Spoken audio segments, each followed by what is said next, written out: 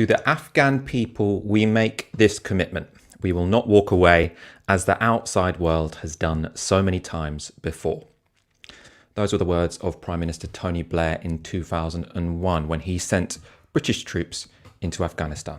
Today, after the withdrawal of NATO troops against the wishes of the US-backed government there, the Taliban look set to regain the country. I'll be speaking to two expert guests on the current situation. I'm also joined tonight by Ash Sarkar. How are you doing, Ash? I'm okay. It's a bit of a sad news day, really. So it's hard to do the little jokey intro that we would normally do. Yeah, we've got two incredibly serious stories tonight. The horrific fall of Afghanistan, of various cities to the Taliban, and also the really grim, horrific mass shooting which took place in Plymouth yesterday. We'll be speaking about the incel responsible for this. It does seem like there were some really dark ideological motivations behind what has happened. We will also talk about the latest development in the battle over Britney Spears' conservatorship. As ever, if you have any comments about what we are speaking on tonight, please do tweet on the hashtag Tysky or comment under the video. After the withdrawal of US troops, the Afghan government's rule is crumbling faster than almost anyone foresaw. The Taliban, who already controlled much of the nation's countryside, now control 18 of its 34 provincial capitals. The fall of these cities has all taken place within the space of a week, and the biggest losses were in the past 48 hours. This map from Al Jazeera shows how much has changed in a short space of time. The blue areas you can see there are those which remain in government control now. The light orange represents those areas which were under Taliban control before Thursday, and the dark orange areas show those provinces and cities captured by the Taliban since then. So that includes Kandahar, the country's second largest city, and Herat, the third largest city in Afghanistan. They both fell on Thursday, so within the space of 24 hours. One resident of Kandahar is Pishtana Durrani. She runs a charity which focuses on getting girls into education, and she spoke to Channel 4 News as the Taliban took control of her city.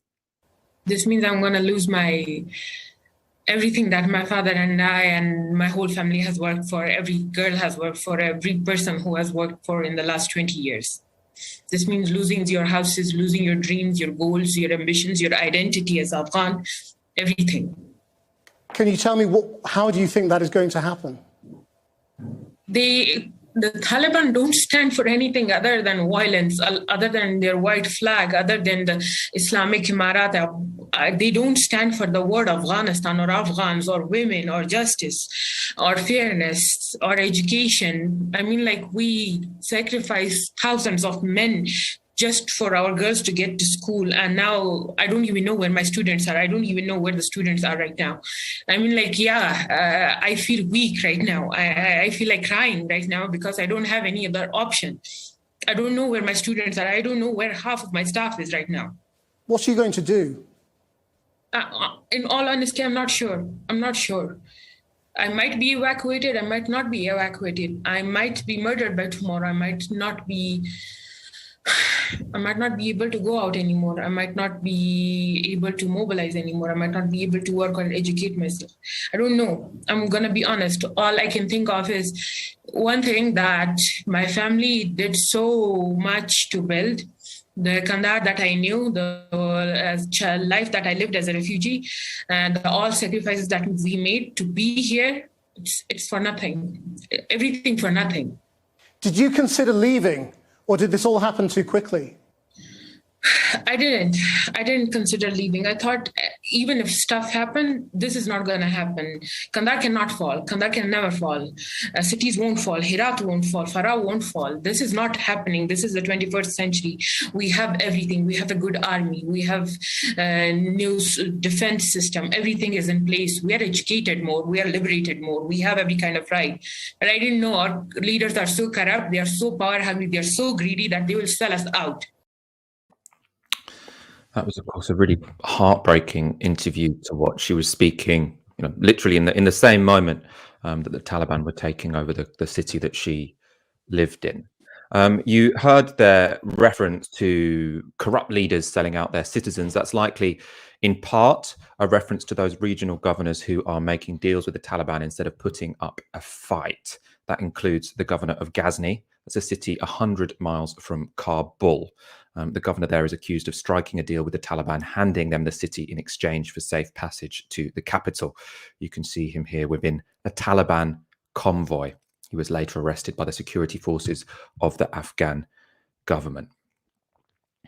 I'm joined now by Gulwali Passarlay, an Afghan political refugee now residing in the UK and author of The Lightless Sky, My Journey to Safety as a Child Refugee.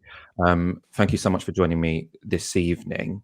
To start, I know you currently have family in Afghanistan. Could you tell us how you are viewing the current situation that we're witnessing, the dramatic fall of Afghan cities to the Taliban?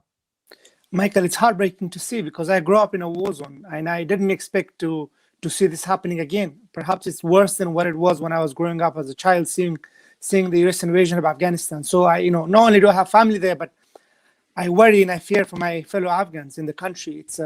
It's burning and it's bleeding, and seeing it from afar, it's quite hard because I've been struggling to sleep and I had many sleepless nights. It's just so much at stake, and lives have been lost. The Afghan people are the one who are suffering. There's been almost half a million displaced Afghans in the last week or so. A lot of people moved from district to cities, and those cities has now fallen. There's just so much violence, and it's just beyond me that this is happening, and this was allowed to happen. This was preventable. This should not have happened. What's your analysis of why the Afghan government has been so quick to crumble in large parts of the country? I think everyone knew and admitted there was going to be a risk of Taliban takeover, but there were many people who thought that the government would be able to protect these large cities for at least a decent period of time. They've all crumbled in a space of 48 hours. What allowed that to happen? Indeed, I mean, when the Soviet Union left, the Afghan government were able to hold on for about 3 years. And this was something I did not expect. Many Afghans who opposed the republic did not expect it. I think there was a lot of factors. The US leaving abruptly without consideration, because the Afghan army, the national security forces, rely so much on the US air power and expertise and experiences and advice. So I feel like there was, issues around corruption. Of course, there was issues. The wrong people were in charge of our forces in most cases, and they left provinces and cities and districts without a fight. And also, of course, factors around soldiers not getting food, soldiers not getting their salaries, and there was the morale was low, mainly because of leadership, but because also the Taliban propaganda was quite strong, and in pushing, and taking over cities and getting the government to either surrender or to just leave. We saw so many, especially in Nimroz and a lot of in northern cities, the police and the army just leaving. And also, I think this was tactically done to not inflict suffering and more destruction on cities. So that's, in a way, kind of admirable, but at the same time, it's very concerning. So there was many factors, not just one. The Afghan government, corruption, the US, the way the US has made deals with the Taliban and have given them, sadly, legitimacy. And there was just momentum was on the side of the Taliban, and the Afghan government clearly had no plan. So I think that's an important point. These deals between the governors and the Taliban could be seen in a more sympathetic light, which is that they think they're going to lose anyway, so they might as well spare the fighting. I want to ask you about the Taliban in particular, because we often talk about this in terms of the weakness of the Afghan government. What about the strength of the Taliban? For them to be able to take over this much space in such a short space of time, presumably they do have a significant deal of legitimacy and support among some sections of the Afghan population. What's your analysis of that? I mean, things that Afghanistan is a very complex society, but the Taliban would not have been able to do what they have done in the last month or so without, of course, the US legitimacy, but without the support of Pakistan and Iran and other regional countries. But the point about not fighting in cities, for example, in Lashkar in Helmand, the Afghan National Security Forces put up a fight for over a month. Literally, the whole city got burned, and it was fallen anyway. So, in a sense, that was understandable, and parts of some of Afghan officials and leaders and giving up cities without a fight because they knew that it might fall anyway, because they were not able to get support from the central government. They were not able to get air support because most of our pilots being dead, or the Americans were actually not providing air support. So yes, and I think the Taliban nobody really elected them, but of course they have support because of the government is corrupt. People are not happy with government in most parts, but whatever it was, the government is a lot better than what is to come. And a lot of Afghans supports the government because that's the least bad option. I'm going to come back to you in a moment, Gulwali. I'm going to bring in Professor Anatol Lieven. Anatol is a senior research fellow at the Quincy Institute who worked as a journalist for The Times in Afghanistan in the late 1980s. He's visited the country on several occasions since 2001. Can I get your analysis, Anatol, of this rapid collapse of the Afghan government? As I say, lots of people expected them to struggle once the US withdrew, but I think most people seem to be surprised that this is happening in the space of 48 hours. What's your analysis of that? Well, as previously, actually, in Afghanistan in the 80s and the 90s, there have been continual conversations going on, sometimes along, because of common tribal links between government forces, local government forces, and the Taliban. This has also very often involved, sharing out the proceeds of the heroin trade. And these links between the two sides have meant that government forces have been able to surrender to the Taliban without fearing that they would be massacred. And this is also an Afghan tradition in other places, which the Taliban have actually adhered to in general very closely, which is that if an enemy garrison surrenders in good time, they will be allowed to go home with their personal weapons, by the way. Some commanders will be told that they must leave or die, but the rank and file will be spared. And that is clearly what's happening today. Now, of course, on the other hand, if you try to fight it out to the end, then no quarter, as the old expression went. So you see,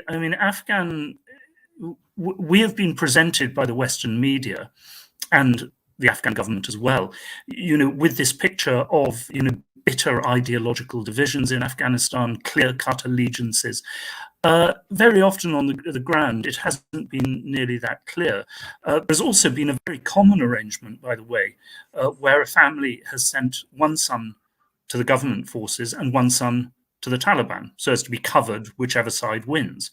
And of course, at a given point, when it looks as if one side is losing, and now it's clearly the government, the order will go out from the family, or the son will make his own decision, simply to go home in peace. And that is why you have had this pattern 3 times by now, where you have had some very, very ferocious battles, some great atrocities, and then suddenly the whole thing goes down very quickly and actually astonishingly peacefully. That's interesting, the idea. You think it could happen relatively peacefully. We'll come back to that issue a little bit later on. I want to focus now on the international context, which has been very much at the forefront of all coverage of this, in this country, at least at the moment.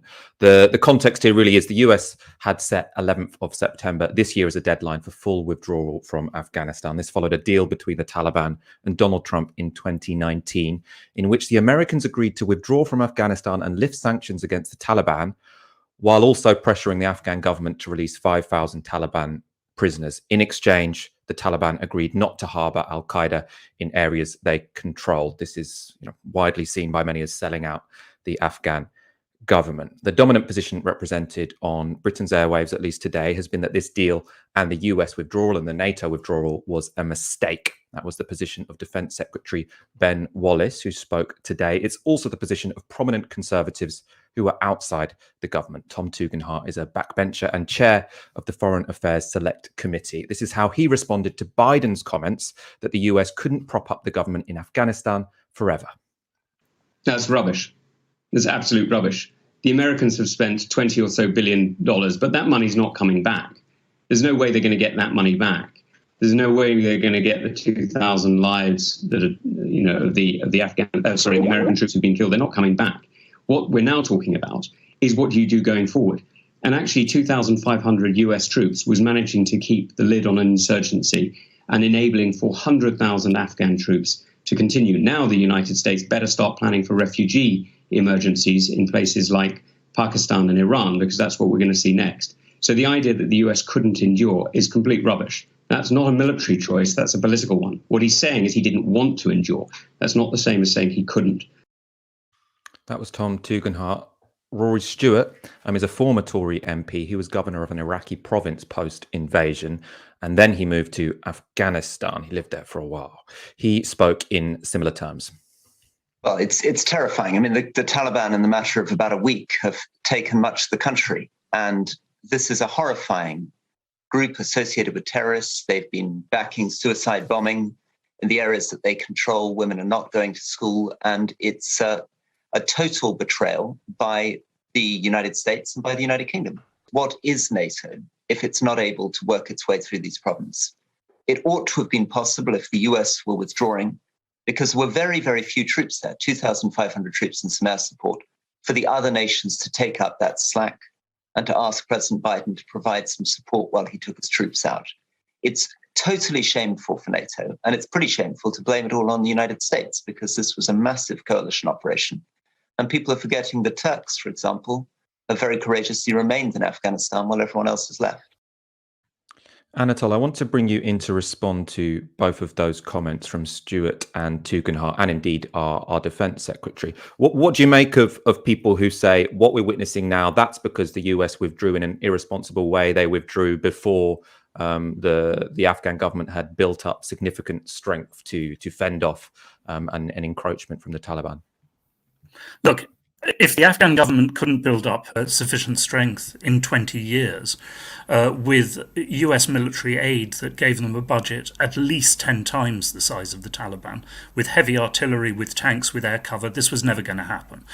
Clearly, there is something just fundamentally rotten about the state that we helped to create. Secondly, now I'm not saying this for Rory Stewart, a very brave man who was in Iraq and also travelled and wrote an excellent book about Afghanistan. But in general, my reply to this is, look, mate, you want to say that we should fight to defend this Afghan state, then you pick up a rifle yourself. I'm not stopping you. Go off to Kandahar or Herat.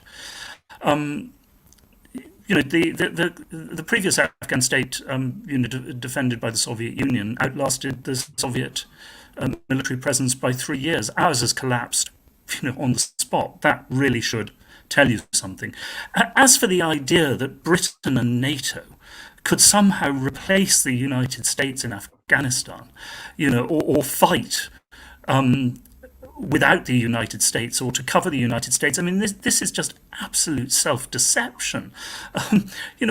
We must have learned from previous experience going back to Bosnia in the 1990s that NATO is not that kind of organization. And certainly, I mean, the British Army has fought very gallantly, unsuccessfully, but gallantly in Afghanistan. That has most certainly not been true of most of our NATO allies.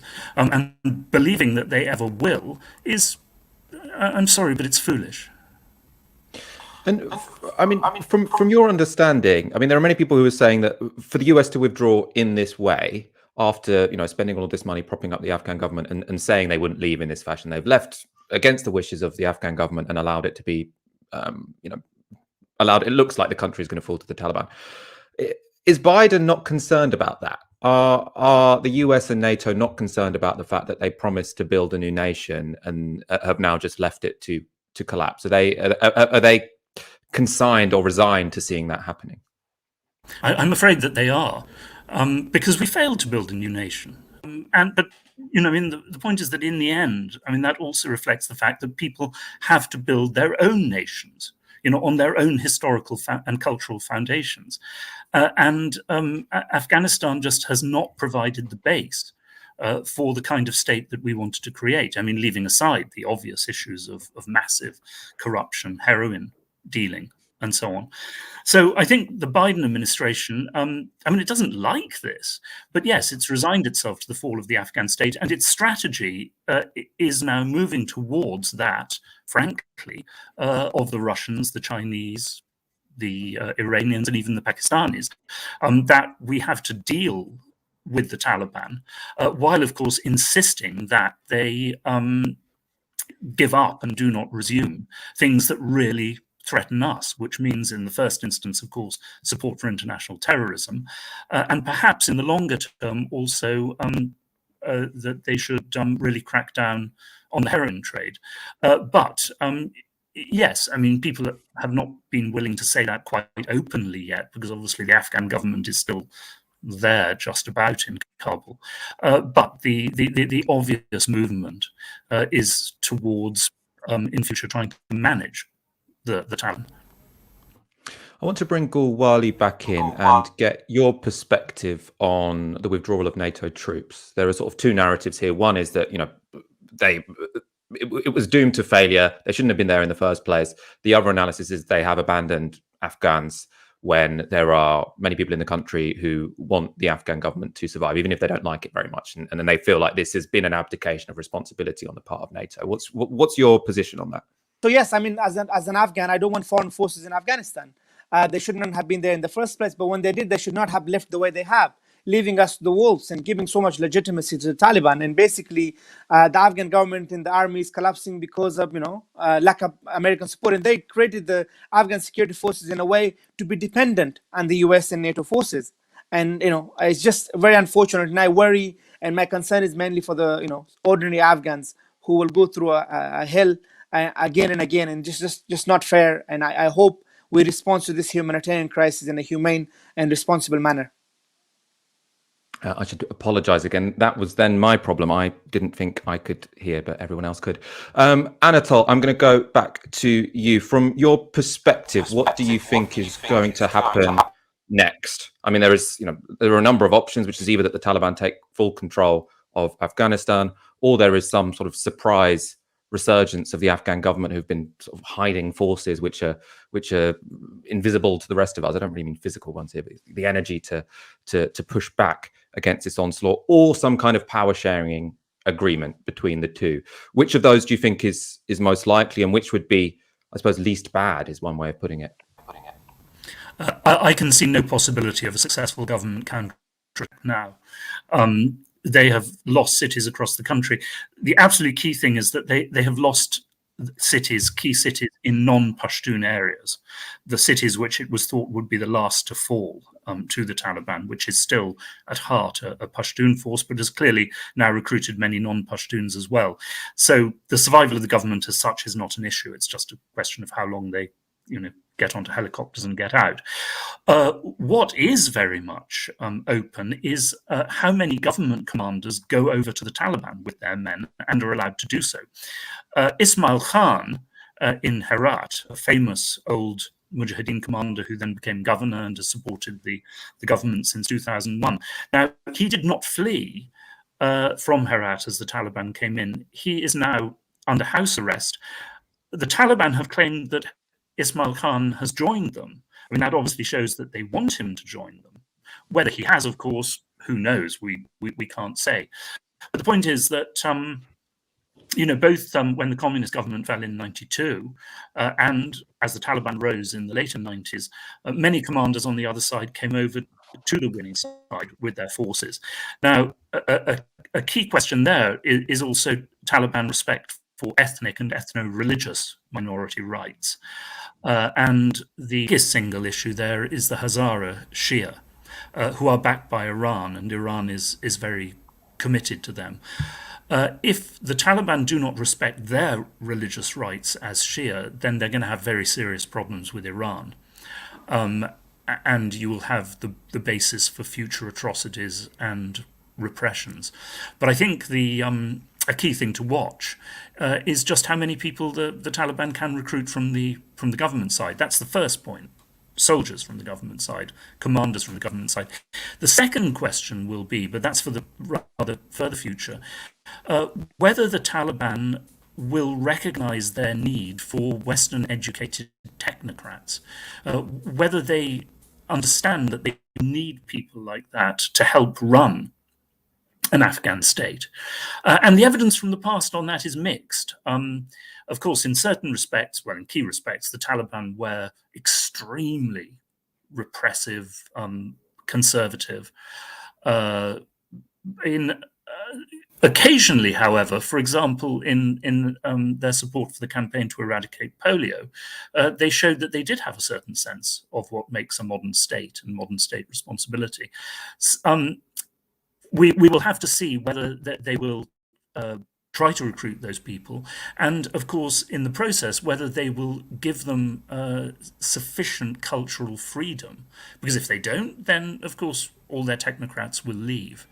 One way that the West can really go on influencing the Taliban, and I hope, against hope, that we try to work together with the Chinese and others on this, is of course through continued aid, making continued Western aid conditional on the Taliban observing certain rules and limits. That's why I am, absolutely against the German statement, for example, that they were going to cut aid if the Taliban won. The Taliban are going to win. The question is how we can use aid to influence their subsequent behavior. Gulwali, I want to give the final word to you, and particularly, I suppose, drawing on your personal experiences. Whatever happens, it does seem like there is going to be, to some degree, a refugee crisis here. You've clearly come from Afghanistan as a refugee, as a child. How does that experience inform what you think is going to happen next? And also, I suppose, do you have a message for Western governments who, at this point, many of them are actually still saying, "Oh, actually, Afghanistan is a safe place to deport people back to"? I mean, sitting here listening to Anatol, it's like a academic discussion. I mean, we are talking about human beings. We're talking about 35 billion Afghans who will suffer as a result of our policies or lack of it. And the Taliban's I don't think they are people who we could put a lot of trust or give legitimacy to. But anyhow, I think I was hoping and I had aspiration to be able to see my family and to go back. I've been here, came here as a child, been here for the last 14 years, and we will see a huge displacement. I mean, there's already about 5 million Afghan internally displaced, and there has been rising. And so most Afghans will leave because of they're pro the government or pro republic. Or the Taliban are saying that they will not go against these people, but actually in practice we saw a lot of videos and evidence where they've been executing commandos, even forces who surrendered to them, and they've been going after Afghans who are anti-Taliban. And so my message to the world is, please don't abandon Afghanistan. Support us. I mean, the immediate support we need is a humanitarian response. We need to help people who are displaced, who need basic necessity. And we need to look for the longer term goal should be, we need to find a political solution, a diplomatic solution. There needs to be pressure on Pakistan, and Pakistan needs to stop supporting its proxies in Afghanistan. The Taliban would not have been able to do what they have without the support of Pakistan and Iran and other regional actors. And I think America and the UK is making a huge mistake by leaving Afghanistan in this mess. And they have a moral responsibility towards Afghans into the Afghan state. Gulwali Passarlay, thank you so much for joining us this evening, and Anatol, Lieven, we really, really appreciate you speaking to us tonight. If you do want to hear more from our guests or read more from our guests, you can check out Gulwali Passarlay's book, The Lightless Sky, which is currently available in paperback, as is Anatol Lieven's most recent work, Climate Change and the Nation State. We do recommend you check both of those out. We are going to go straight on to our next story. 5 people have been killed in Britain's worst mass shooting since 2010. The horrific incident took place on Thursday night in Plymouth, and police have named the shooter as Jake Davison, aged 22. Davison first killed his 51-year-old mother, Maxine Chapman, inside their house. He then went out onto the street where he shot and killed a 3-year-old girl. He also killed the father of that girl, who was aged 43. He shot a 53-year-old woman and a 33-year-old man, both of whom remain in hospital. He then entered a park where he shot and killed 59-year-old Stephen Washington and 66-year-old Kate Shepherd. She died in hospital. He then killed himself. Today, more information about the killer has been emerging. According to police, he was a licensed holder of firearms. He also has described himself on his YouTube channel as an incel, which stands for involuntarily celibate. His YouTube channel has been taken down, but these are some quotes from the videos which he had uploaded there. Davison had said, "Why do you think sexual assaults and all these things keep rising? The reality is that women don't need men no more, and they certainly don't want and don't need average men and below average. You have to go abroad to find a woman." You can see there is his attitudes towards women, really horrible stuff. He also repeatedly described himself as black-pilled. The black pill is named as an alternative to the blue pill and the red pill in the Matrix. That's the reality, or the alternative to reality.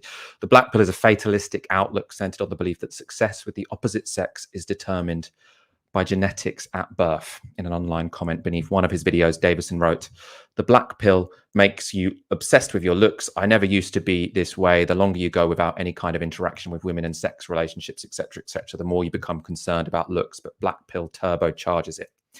In his final YouTube video uploaded on July the 28th, Davison had ranted about how his life had hit a dead end as he struggled to attract women or lose weight. He closed the video by comparing himself to the Terminator, saying, "The whole premise of the Terminator movies is that you know everything is rigged against you. There's no hope for humanity. You know, we're on the brink of extinction. These machines are unstoppable, killing machines that can't be beaten, can't be outsmarted, but yet humanity still tries to fight to the end. I know it's a movie, but you know, I like to think sometimes I'm a Terminator or something, and despite reaching almost total system failure, he keeps trying to accomplish his mission." Ash, this is all, I mean, terrifying, horrible stuff. This is a 22-year-old radicalized by violent misogynistic ideas who goes on to kill 5 people, including a very young child. What possible response is there to this? I think the first thing we've got to do is try and understand, and in an unflinching way, look at the culture and the subcultures and the material factors which produced this man and his way of thinking, which ended in this dreadful act of violence. And I think there's lots of things going on here.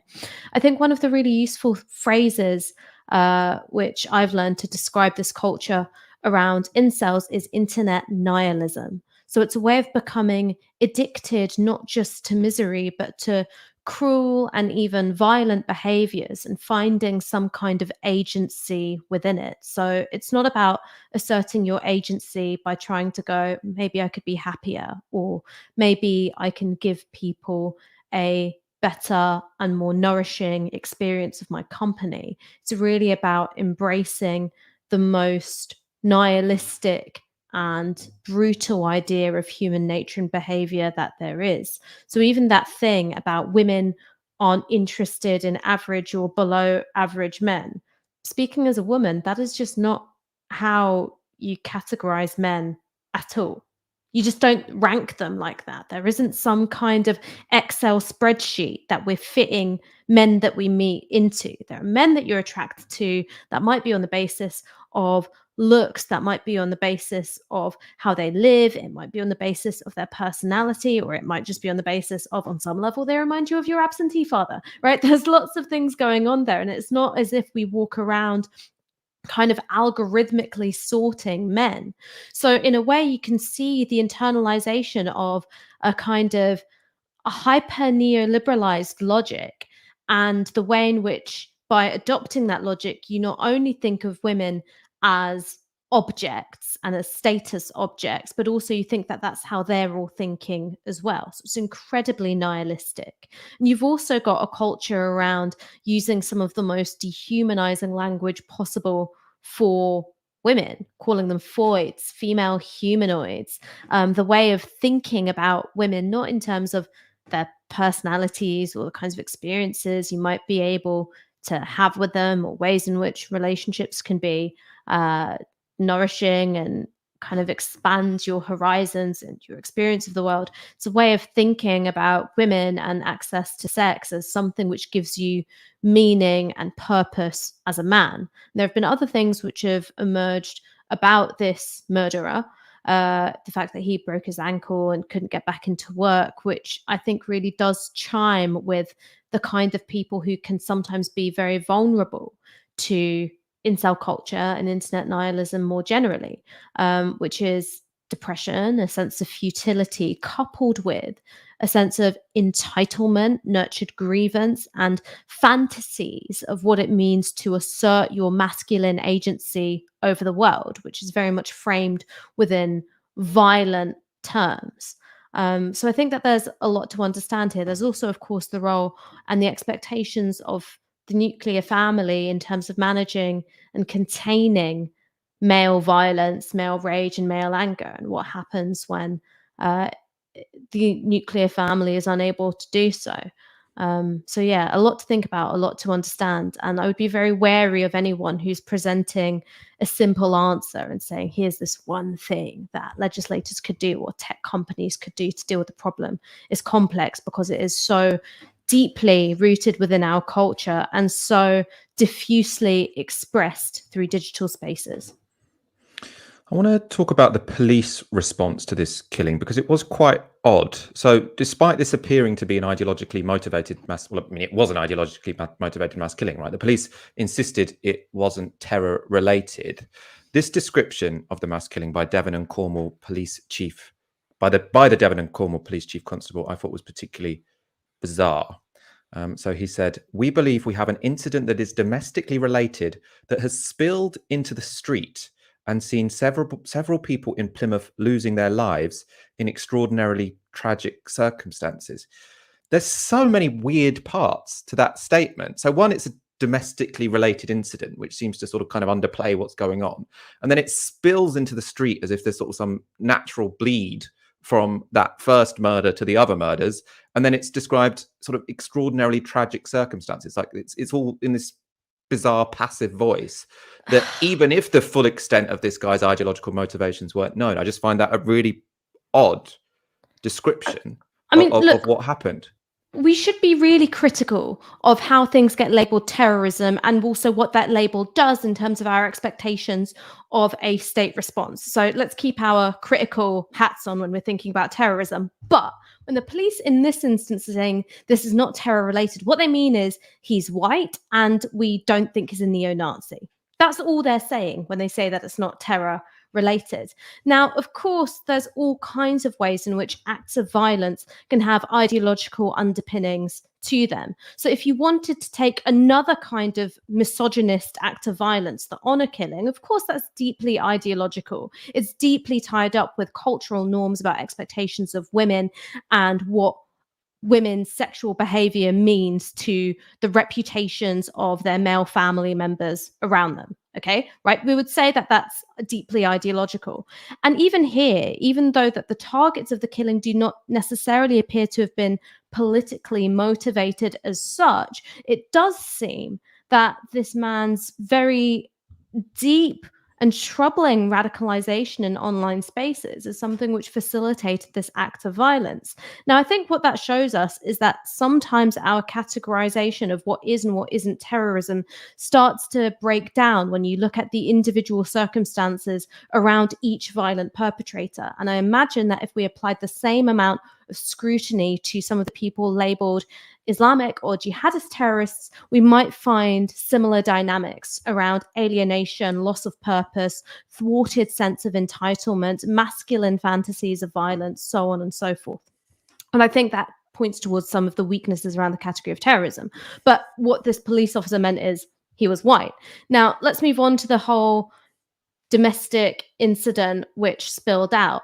One of the things about domestic violence is that it somehow becomes its own special category, separate from murder and GBH and all the things that we imagine as street crime, the things which as a society tend to drive our moral panics around violence and violent crime because it's within the home. And it has its own kind of halo of special circumstantial language of, oh, it's a crime of passion, or it was motivated by jealousy, or, oh, he was scared of losing the kids. All these ways, which in, I think, quite a subtle way, serve to either diminish or in some cases even justify acts of violence which are carried out by a man in and around the home. So in a very subtle way, I think we are starting to see that kind of diminishing and justification, even though this was such a brutal murder of so many people and was also a mass shooting, which in this country, thankfully, is something which is relatively rare. So I think that this is an example of the police and their understanding of violence being wholly inadequate, either to deal with the realities of misogyny, and misogyny as an ideology which can radicalize people, but also the nature of online radicalization and what you would call stochastic violence, random violence. It's not necessarily organized. It's not necessarily being carried out because someone's given an order from on high, but it takes place because somebody is in an environment along with lots of other people, which makes an act of violence more likely, even if it's random as to who it is that ultimately does it. You've said there that mass shootings are thankfully very rare in this country. That's largely, I think, because we have gun control. We don't have a huge number of people having guns. Now, one bit of this story that, I mean, definitely we will need to find out more about is how this guy got a gun license. I don't think many people in this country have a firearms license, but this guy did. And we've just had an update since we've been on the show. This is from The Guardian, that apparently Davison had his license withdrawn, had his license revoked, but then had been given it back because he'd attended an anger management course. So something appears to have gone incredibly wrong here. I'm not quite sure why he would have had a gun license to begin with. As I say, I'm sure this is something we will learn about in the coming days. But for him to have had a gun license handed back to him after doing an anger management course and then going on to kill 5 people, other people in hospital, by the way, there are clearly going to be lots of questions to answer for the authorities in this instance. Ash, I'm not sure if you're any more, if you understand more the issues involving firearms control here and how he would have ended up having a firearms license. But it does seem here that there are going to be, I mean, this is very, very odd for this to happen by someone who's very young with a firearms license. I don't understand what's going on there. I mean, look, I am thankful every day that I wake up in a country with very tight regulation of firearms. There's something which I know other people in the radical left don't agree with. They think people should be armed. It means that, I don't know, it evens the odds between the people and the state. But I'm just glad that if, God forbid, I wake up tomorrow in an abusive relationship, the likelihood is that my partner doesn't have a gun on them, right? I am glad that we do not live in a society which is awash with guns. So I think that you're right. We have to wait for the facts to emerge on this one, because I'm not sure how or why an anger management course is seen as adequate to deal with somebody who is potentially violent, potentially has impulse control problems, and also has access to a gun. Right? That just seems to me to be something that shouldn't happen. All right. We're in a society where guns are not normalized. They are very tightly regulated. So I would always hope that we erred on the side of caution and just said to somebody, you really shouldn't be having one. And then the other thing is that if they are someone who has been identified as having a problem with violence, a problem with anger, to the extent that they had to take an anger management course in order to have a firearms license, that there would be a bit more of an investigation. It's been less than 24 hours, and it has been remarkably easy to find this guy's Reddit, to find his YouTube, in which that there are fantasies around violence, or at least a preoccupation with violence, and a very problematic set of ideas and viewpoints around women and sexuality. That is something which was so easy to dig up. It wasn't under a fake name or an anonymous name or anything like that. So you'd think that there would be a little bit more background checking, particularly if someone has been identified as a risk and they've got a firearms license. But let's wait for the facts to emerge. I don't know if something has gone wrong, if he slipped through the net somehow, but this is very, very troubling. I think that incel culture has been able to establish a foothold in online spaces for lots of reasons, and not just one reason. I think one reason is the epidemic of loneliness, and the fact that I think that we do live in an increasingly atomized society. And I think it's quite easy for people to get pulled further and further away from their real life connections, which can hold them accountable and kind of keep them steady and, give them the kind of care they need, and get sucked into an internet culture, which is telling you that these people don't understand you, they never will, they don't understand the reality of things, and they're in some way the enemy. So I think that the way in which loneliness combines with online radicalization is something that's really potent. And I think that one of the other things that it seems that we don't have a language to talk about this in a nuanced way.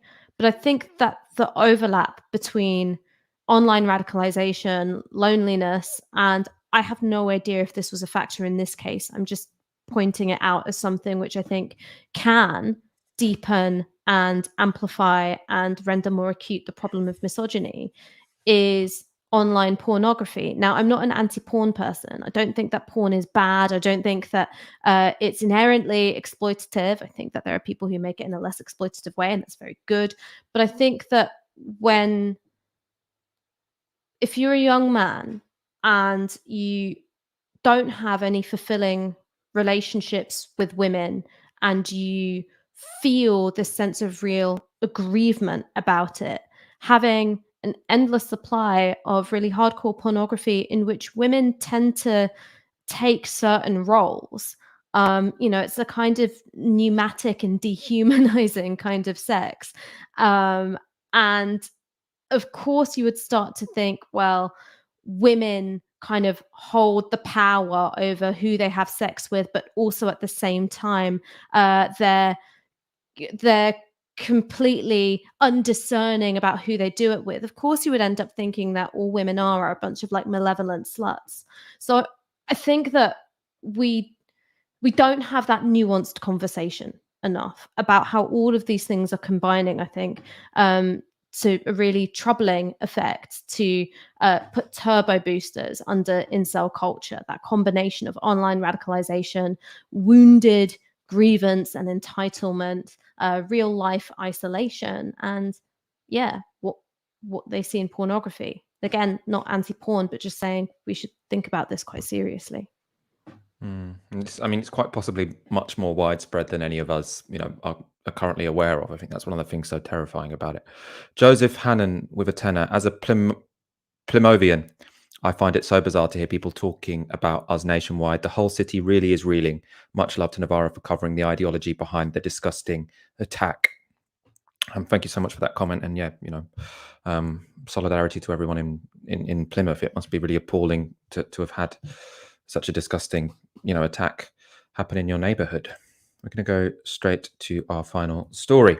I think we can get an image up for this one. Britney Spears' father has agreed to step down as the singer's conservator, pledging to participate in an orderly transition to a new legal arrangement. Jamie Spears has controlled the affairs of his daughter Britney since 2008, when concerns were raised about her mental health. He was granted a conservatorship over the pop star by a US court, which gave him control over Britney's financial affairs and many aspects of her personal life.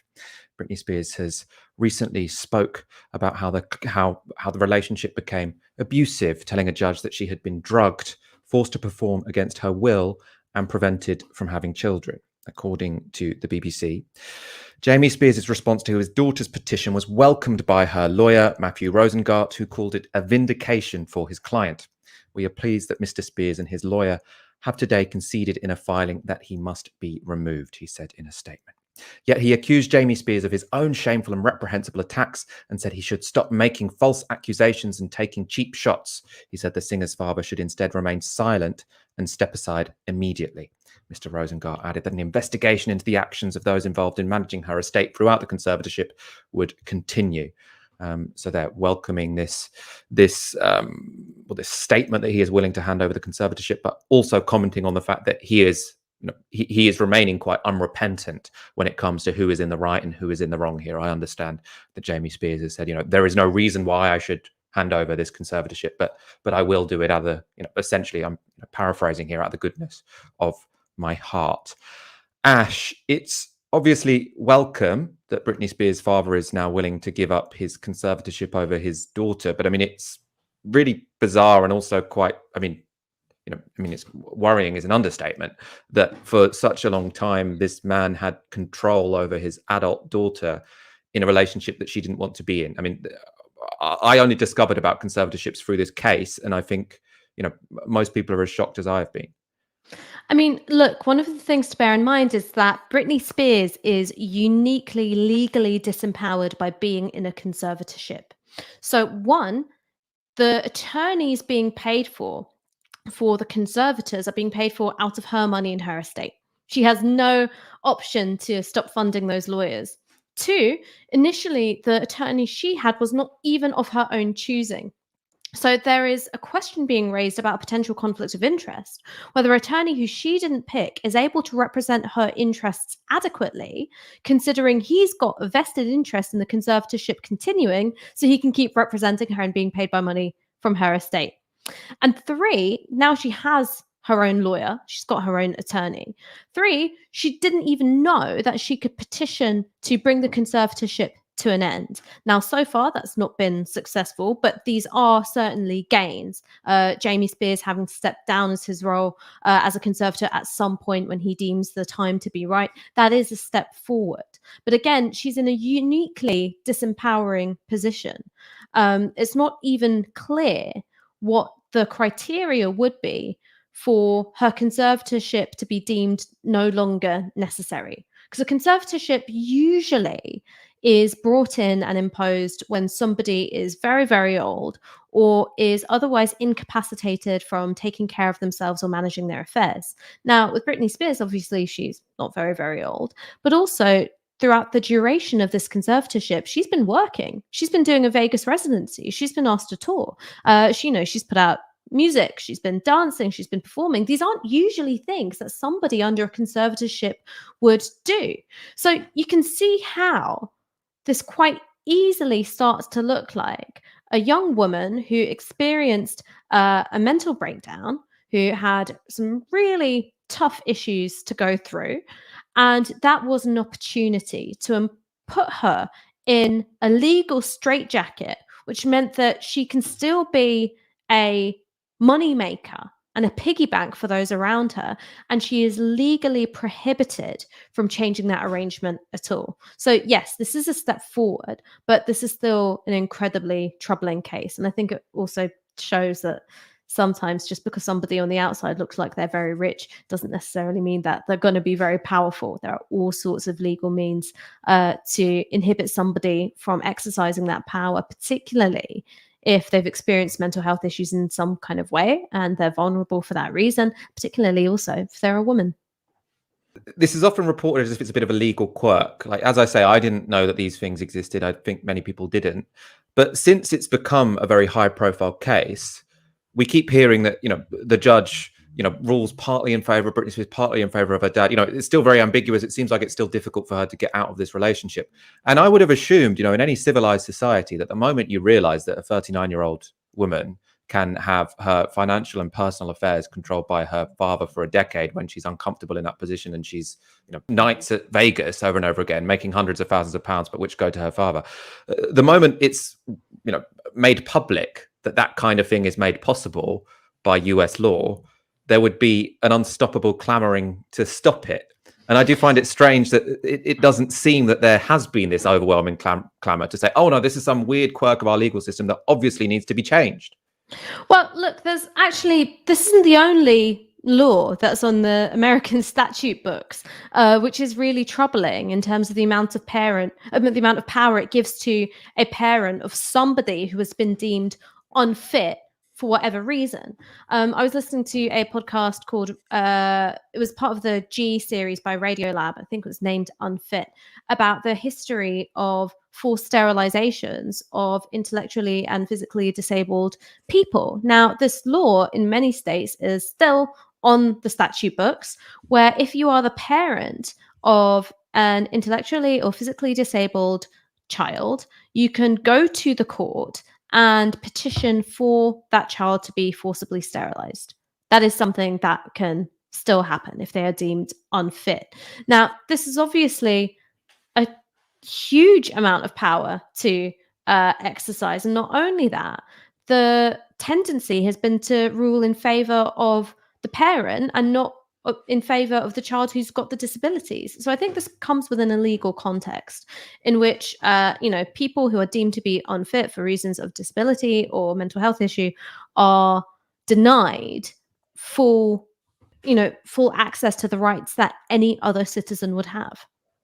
On the surface level, you could say, and this is all happening in a country which is supposed to value individual liberty above all else. But when you think about it a bit more, actually, the right to individual liberty has always been, fairly vulnerable in the United States, because it also means the right for property owners. And this is almost as if, Britney Spears is his property. And the example you're just talking about there, it's as if a child with learning difficulties, even once they become an adult, is the property of the parent. And so it's their freedom which is enshrined in the law. It's incredibly grim. Let's go to a couple of comments. Oliver Kant with a tenner. Just want to mention that I turned 30 today. I've had a great day with the family, lots of presents and good times. I love Novara Media and relish being a mod. Thanks to everyone who tunes in every week. That's such a lovely comment, Oliver Kant. I'm glad we've got some good vibes in the comments now, because as I say, it has been a fairly grim show. Thank you so much for being a mod all of this time. We really do appreciate it. And happy birthday. Happy birthday, Oliver. Is Oliver a Leo?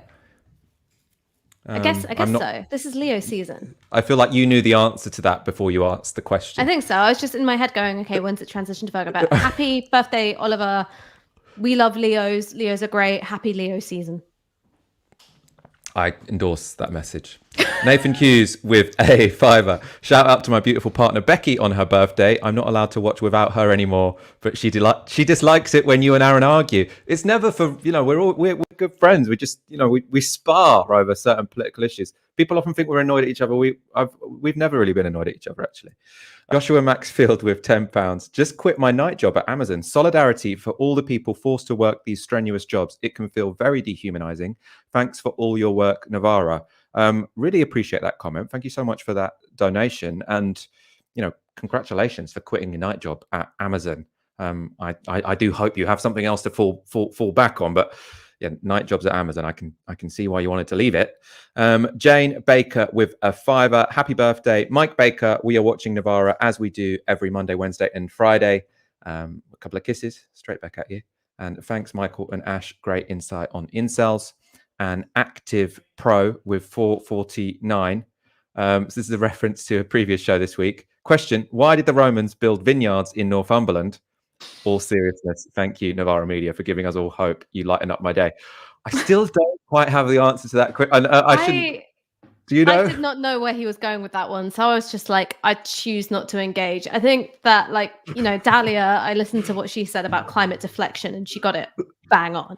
The technique is just be like a Catherine wheel, right? Just like firing out like fraff in all directions in order to deflect and derail the conversation. So I don't know why the Romans built vineyards in Northumberland, because they like wine. Because they're Romans. Yeah. They like that kind of thing. I don't know. Yeah, what we did on that was a question that was posed to Ash on Jeremy Vine earlier this week. We did do a segment on that on Novara Media, and as Ash said there, Dahlia said you don't need to respond to those kinds of questions. Probably correct. And thanks to AAJ with a £15 donation. And thank you everyone for watching tonight's show. Ash, Sarkar, it's been an absolute pleasure as always speaking to you this evening. It's been great being here. And we will be back on Monday at 7 p.m. as ever. Please do hit that subscribe button if you haven't already. Thank you to all of our regular donors. You make all of this possible. If you are not already one of those, you can go to novaramedia.com/support. For now, you've been watching Tysky Sour on Novara Media. Good night.